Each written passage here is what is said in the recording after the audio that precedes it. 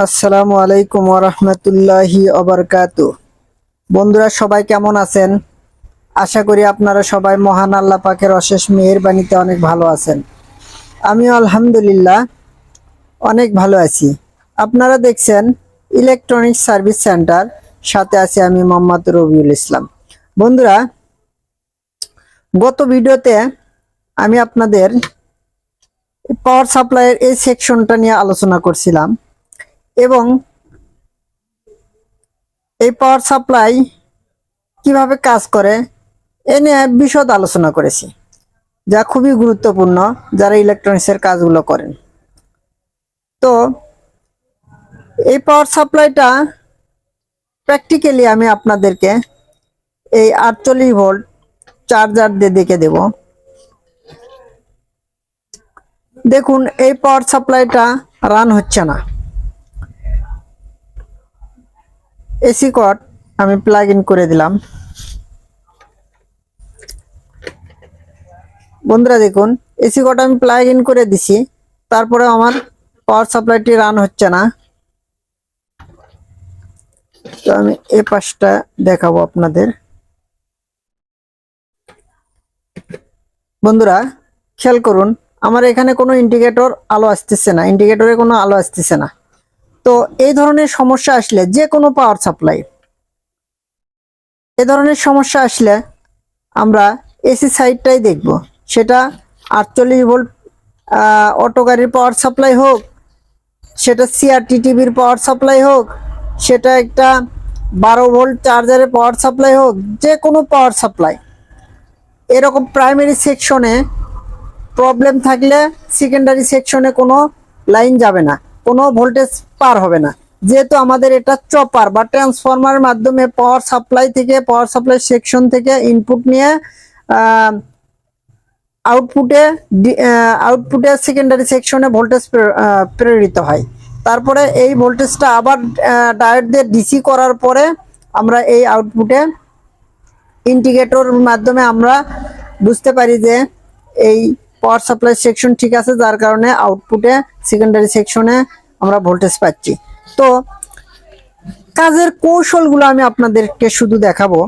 বন্ধুরা, যারা new technician, নতুনদের সাথে আমি লেগে আছি। বন্ধুরা, নতুনদের কাজের হেল্পের জন্য আমি এই ভিডিওগুলো তৈরি করতেছি।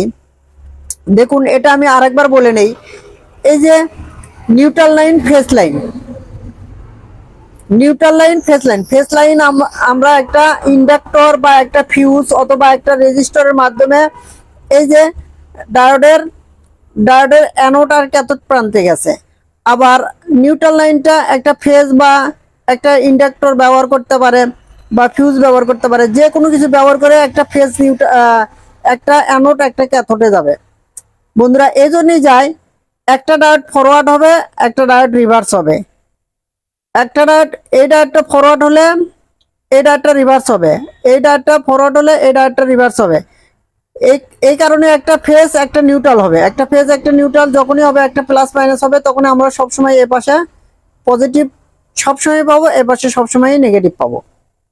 তো আমরা কিভাবে এটা চেক করব? আমরা ফেসে ধরবো, ফেসে ধরে এসি কোডের ফেসে ধরবো। আমরা যখন এ পাশে কোনো আলো পাবো না, তখন আমাদের টার্গেট হবে এই লাইন থেকে শুরু করে, এই লাইনটার থেকে শুরু করে, আমার এসি কোড থেকে শুরু করে আমরা কিভাবে স্টেপ বাই স্টেপ যাব, এই এসি কোড থেকে শুরু করে আমরা মাপা শুরু করব। দেখুন, এই এসি কোডে একটা মিটারের একটা প্রোব ধরবো এবং এই ফেসে ধরবো। যদি আমরা মিটারে বিপ না পাই, দেখুন যদি ভালো থাকে আমার কন্টিনিউটি আসবে, এরকম কন্টিনিউটি আসবে। তো আমি এখানে ধরে একবার ফেস লাইনে ধরবো, যদি আমার কন্টিনিউটি আসে তো ওকে। তারপরে আবার এই নিউট্রাল লাইনে ধরবো, আবার এই পাশে ধরবো, ধরে এই পাশটাই দেখবো, যদি কন্টিনিউটি আসে তো আমার এসি কোডটা ওকে। আচ্ছা, এসি কোড ওকে। তারপরে আবার আমরা এই ফেস লাইনে এখানে ধরবো, ধরার পরে এখানে যদি ইন্ডাক্টর থাকে ইন্ডাক্টরের মাপ পাবো, বিপ বাজবে। যদি ইন্ডাক্টর না থাকে, একটা ফিউজ থাকে, মেইন কথা এই অ্যানোড ক্যাথোড প্রান্তে এই পর্যন্ত আমরা শর্ট পাবো। এই ফেজ লাইন থেকে ধরে অ্যানোড আর ক্যাথোড প্রান্তে আমরা শর্ট পাবো। যদি মাপ পাই তাহলে আমার এই লাইনগুলো ওকে আছে। আবার নিউট্রাল লাইনের এসি কোডে একটা প্রান্তে ধরে এই পর্যন্ত অ্যানোড ক্যাথোড প্রান্ত আমার শর্ট মাপ আনতে হবে।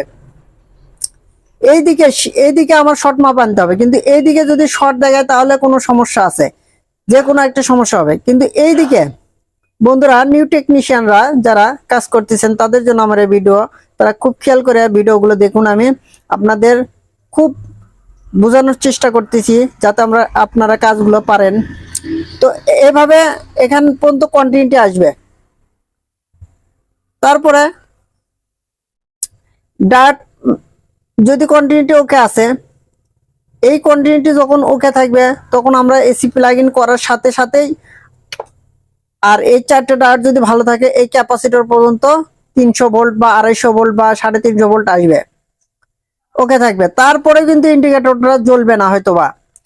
যদি এই পর্যন্ত যদি 300 ভোল্ট আসে আর ইন্ডিকেটর যদি না জ্বলে, তাহলে কিন্তু এই পাশটা কিন্তু এই কন্ডেন্সার, যেটা 150 ইউএফ 400 ভোল্ট 350 ভোল্ট এরকম একটা ভোল্টের ক্যাপাসিটর হবে। এই যে এটা কিন্তু চার্জ ধারণ করবে যদি আমার এই চারটা ডাট ভালো থাকে। এই ফিউজ, রেজিস্টর বা ইন্ডাক্টর এগুলো ভালো থাকে, তারপরেও যদি ইন্ডিকেটরে আলো না পায় তাহলে কিন্তু এটা চার্জ ধারণ করবে। ওই মুহূর্তে আমরা কিন্তু এখানে হাত দেব না, হাত দিলে কিন্তু আমাদের হাতে ফোসকা পড়ে যাবে, অর্থাৎ হচ্ছে ফায়ার করে হাত পুড়ে যাবে। তো এখন এটা যে জ্বলতেছে না, ইন্ডিকেটরে কোনো আলো পাচ্ছি না, তাহলে আমরা কিভাবে এটা স্টেপ বাই স্টেপ কাজ করব আপনাদের সামনে আমি এই কাজটা দেখাবো। যেহেতু আমি ফার্স্ট পার্টে প্রথম একটা ভিডিওতে আমি এই ডায়াগ্রামটা আলোচনা করেছি, সেটা একটু আবার আলোচনা করে নিলাম। এখন আমি প্র্যাকটিক্যালি কাজটা করে দেখাবো। বন্ধুরা বন্ধুরা খেয়াল করুন, আমি এটা প্র্যাকটিক্যালি আপনাদের দেখাবো কাজটা। তো আমি একটু জুম করে নিলাম। মিটারটা কন্টিনিউটি মোডে রাখবেন, রাখার পরে এই যে একটা কট এসি কটে ধরে, একটা প্রোব এসি কটের একটা প্রান্তে ধরে, এসি কট যেখানে আসছে সর্বপ্রথম স্টেপ হলো একটা কট এখানে ধরে, প্রোবটি ধরে এই যে এই দুটোতে টাচ করতে হবে। দেখুন এখানে কোনো কন্টিনিউটি পাচ্ছি না আমি। আচ্ছা, আমার এই তারটা খারাপ আছে, তো আবার এই পাশটা দেখবো আমি। তো দেখুন এই যে পাশটায় মাপ আসছিল, একবার বিপ দিছিল, তো যাই হোক এক পাশেও আমি বিপ পাইলাম না, তার মানে আমার এই কর্ডটা খারাপ। আর এই কর্ডটা খারাপ হয় এই জায়গায় বেশি, এই যে দেখুন এই জায়গায় নড়াচড়া পড়ে বেশি, চাপ প্রয়োগ হয় বেশি, তো এই জায়গাটায় খারাপ হয়। তো এটা কাটে, এখানে কাটে একটা টুপিন লাগালে হয়তো বা মাপ আসবে। তো আমরা এটা সরাসরি দেখবো, কেটে দেখবো আসলে এটা মাপ আছে কিনা। আমি ফুল আপনাদেরকে দেখানোর চেষ্টা করতেছি যে কিভাবে এই ধরনের কাজগুলো করা যায়। পাওয়ার সাপ্লাইয়ের কাজ, এই ক্যাপাসিটর পর্যন্ত 300 ভোল্ট পাওয়ার সাপ্লাই রান হোক বা না হোক, এই ক্যাপাসিটর পর্যন্ত 300 ভোল্ট বা 250 ভোল্ট 350 ভোল্ট সর্বপ্রথম আপনাদের আনা চাই। এটা এ পর্যন্ত আনলে কাজটা 100 ভাগের 25 ভাগ কাজ আপনাদের হয়ে যাবে। এ পর্যন্ত যদি আপনারা এই 300 ভোল্ট পর্যন্ত আনতে পারেন, তো 25 ভাগ 100 ভাগের মধ্যে 25 ভাগ কাজ কমপ্লিট হবে। তো দেখুন আমি আবার ধরলাম, এই যে দেখুন সবুজ তার আমি বিপ পাচ্ছি, তার মানে আমার সবুজ তার ভালো আছে। এখন লাল তার দেখব, দেখুন এই যে ওকে আছে। তো এখানে একটা টুপিন লাগানোর পর এখন আমরা এ পর্যন্ত ওকে পাইলাম। তো এখন আমি ধরে নিলাম এটা ফেস। তো এই ফেসটা আমার ডায়োডের অ্যানোড ক্যাথোড প্রান্তে রেজিস্টর বা ডায়োড যেভাবে হোক গেছে। তো আমি দেখুন এখানে ধরলাম, এ পাশটাতে কোনো মাপ পাচ্ছি না। তো এ পাশে কি আছে আমরা দেখব। তো খেয়াল করুন বন্ধুরা, এ পাশটা একটা ফিউজ আছে, তো এই ফিউজটা ফেটে গেছে, বাস্ট হয়ে গেছে। তো এই ফিউজটা বাস্ট হয়ে গেছে, যার কারণে আমরা এখানে মাপ পাচ্ছি না। আচ্ছা, তাহলে আমরা এই ফিউজটা লাগাই দেব। ফিউজটা লাগাই দিয়ে ডায়োডের অ্যানোড ক্যাথোড প্রান্ত পর্যন্ত আমরা পৌঁছে যাব আগে। তো আমরা এটা আগে সম্পূর্ণ করব। আমি প্র্যাকটিক্যালি কাজগুলো দেখানোর চেষ্টা করতেছি বন্ধুরা। নিউ টেকনিশিয়ানদের জন্য এটা একটা খুবই গুরুত্বপূর্ণ ভিডিও। তো এখানে আমরা একটা ফিউজ লাগাবো। তো বন্ধুরা দেখুন, আমার কাছে ফিউজ নাই বর্তমানে, তো আমি 2.2 একটা রেজিস্টর দিয়ে আপাতত এটা আমি কাজ চালিয়ে নেব। তো এটা ফিউজের মতোই কাজ করবে। 2.2 ওহমসের একটা রেজিস্টর, 2 কোডের একটা রেজিস্টর, লাল লাল সোনালি সোনালি।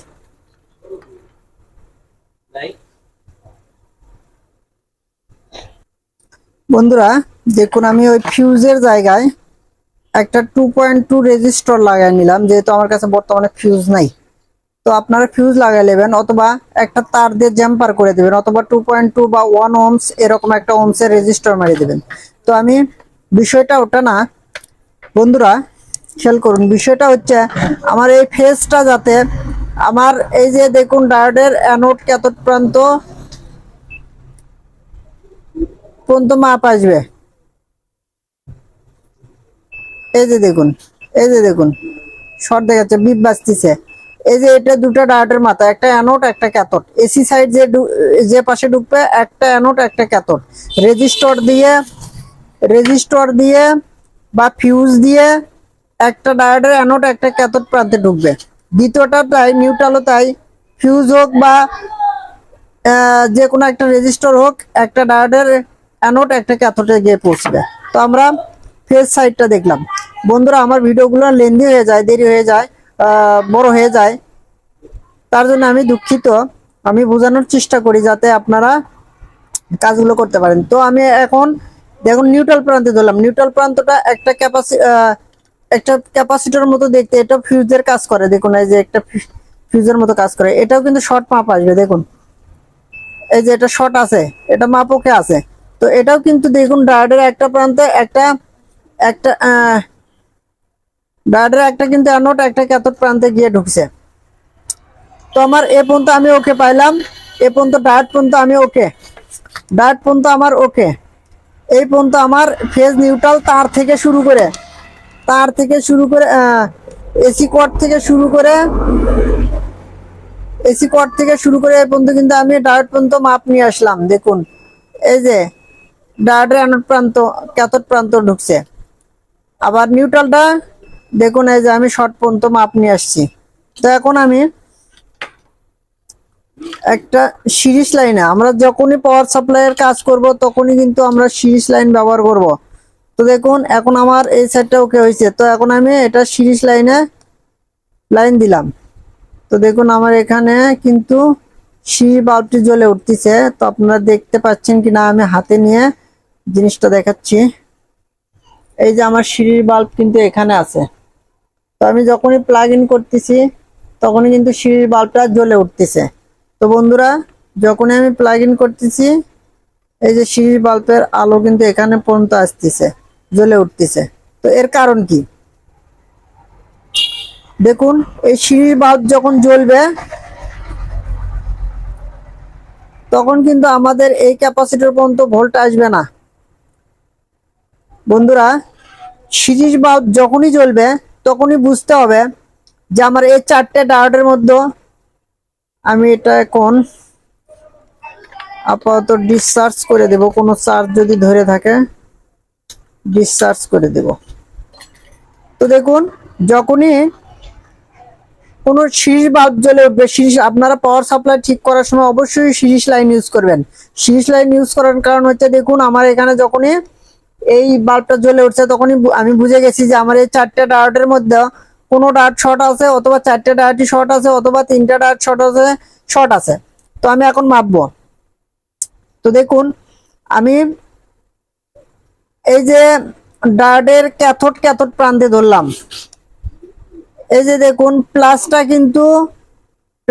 কিন্তু বের হয় বন্ধুরা ক্যাথোড দিয়ে কিন্তু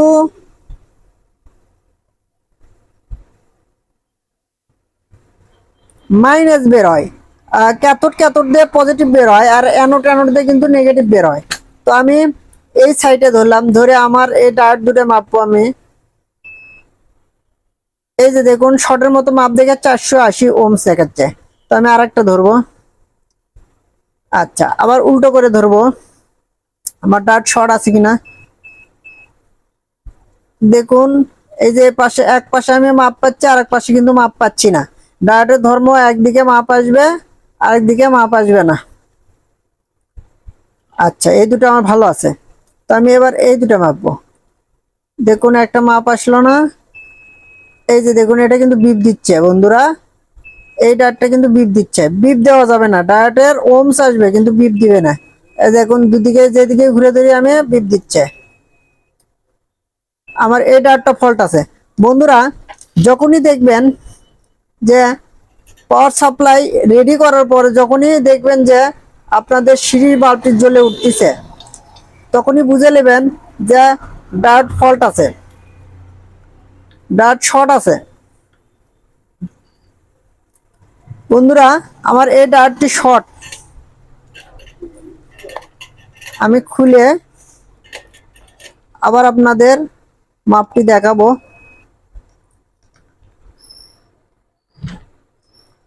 রাতের বেলায় বন্ধুরা আমি ভিডিওটি করতেছি, লাইটের আলো একটু সমস্যা করতেছে। তো দেখুন এই দেখুন ডায়োড বিপ দিচ্ছে এবং দুই দিকে মাপ দিচ্ছে। তো এরকম দুই দিকে যদি মাপ দেয় তাহলে ডায়োড শর্ট আছে।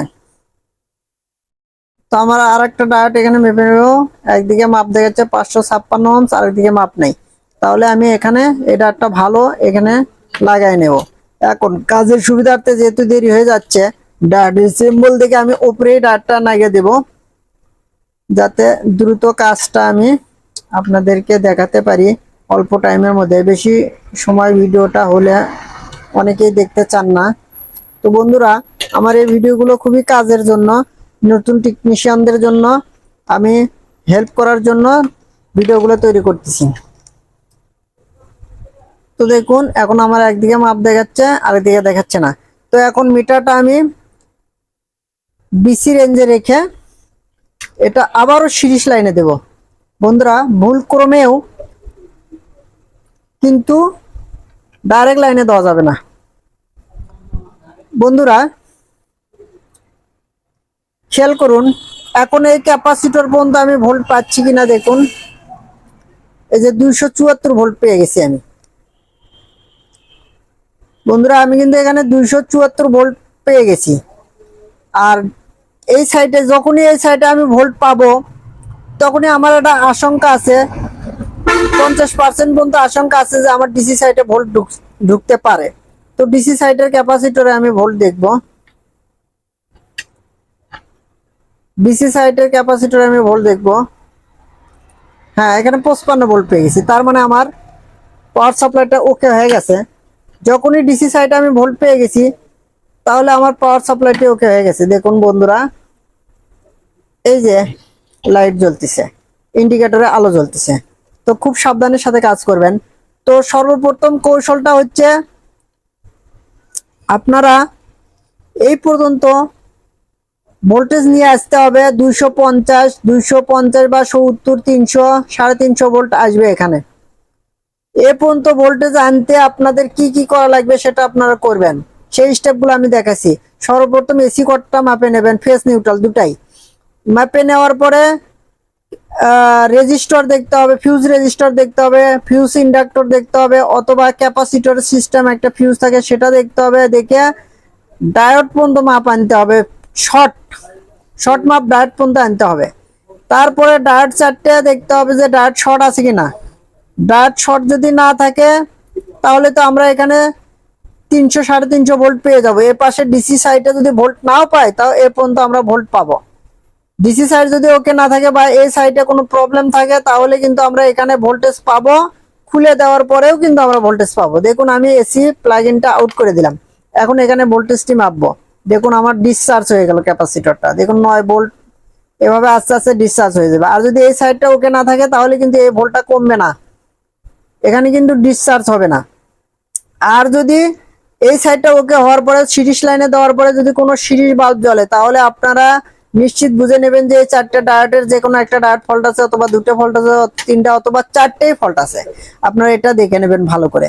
তো বন্ধুরা, আমার এই ভিডিওটা যদি আপনাদের কাজের জন্য উপকারে আসে, হেল্প হয়, নিউ টেকনিশিয়ানদের জন্য কাজের জন্য উপকারে আসে, তাহলে আমার এই ইলেকট্রনিক সার্ভিস সেন্টার চ্যানেলটি আপনারা অবশ্যই সাবস্ক্রাইব করবেন, ভিডিওতে লাইক করবেন, কমেন্ট করবেন, আর শেয়ার করে আপনার প্রিয়জন বন্ধুর কাছে পাঠিয়ে দেবেন।